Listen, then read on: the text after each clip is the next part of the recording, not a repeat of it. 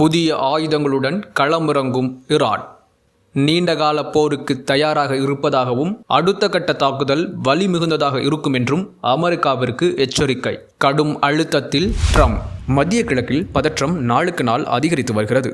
Iran மீது Israel மற்றும் America இணைந்து நடத்திய தாக்குதல்களின் பின்னர் அந்த பகுதி முழுவதிலும் கடும் பதற்ற நிலை உருவாகியுள்ளது. இஸ்ரேல் மற்றும் அமெரிக்கா மேற்கொண்ட தாக்குதல்களுக்கு பதிலடியாக ஈரான் தனது இராணுவ நடவடிக்கைகளை தீவிரப்படுத்தி வருகிறது.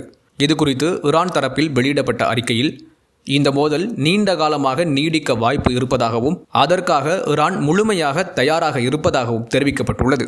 மேலும் எதிரிகளுக்கு கடுமையான பதிலடி கொடுக்க புதிய மற்றும் மேம்பட்ட ஆயுதங்கள் பயன்படுத்தப்படலாம் என்றும் ஈரான் அதிகாரிகள் எச்சரிக்கை விடுத்துள்ளனர். இன்னும் தேவை ஏற்பட்டால் பயன்படுத்தப்படாத சில புதிய இராணுவ தொழில்நுட்பங்களும் சரியான நேரத்தில் பயன்படுத்தப்படலாம் என்றும் அவர்கள் தெரிவித்துள்ளனர். இந்த தாக்குதல்கள் மற்றும் பதிலடி நடவடிக்கைகள் காரணமாக மத்திய கிழக்கு பிராந்தியத்தில் உள்ள பல நாடுகள் கவலையில் உள்ளன. குறிப்பாக வளைகுடா பகுதியில் நடைபெறும் எண்ணெய் மற்றும் எரிவாயு வர்த்தகம் பாதிக்கப்படக்கூடும் என்றும் சர்வதேச ஆய்வாளர்கள் எச்சரிக்கை விடுத்துள்ளனர். வளைகுடா பகுதி உலகின் முக்கியமான எண்ணெய் ஏற்றுமதி மையமாக இருப்பதால் அங்கு பதற்றம் அதிகரித்தால் உலகளாவிய எண்ணெய் சந்தைகளிலும் அதிர்வு ஏற்படக்கூடும் என்றும் அவர்கள் எச்சரிக்கின்றனர். இதன் தாக்கம் உலக பொருளாதாரத்திலும் பாதிப்பை ஏற்படுத்தலாம் என நிபுணர்கள் தெரிவிக்கின்றனர். மேலும் இந்த மோதல் தொடர்ந்து அதிகரித்தால் மத்திய கிழக்கில் உள்ள மற்ற நாடுகளும் இந்த போரில் பாதிக்கப்படலாம் என்ற அச்சமும் உருவாகியுள்ளது.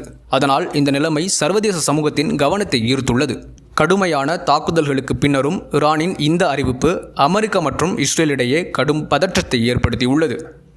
இந்த சூழ்நிலையில் நிலைமை மேலும் மோசமடையாமல் இருக்க உலக நாடுகள் அமைதிக்கான முயற்சிகளை மேற்கொள்ள வேண்டும் என்று அரசியல் ஆய்வாளர்கள் கருத்து தெரிவித்து வருகின்றனர்.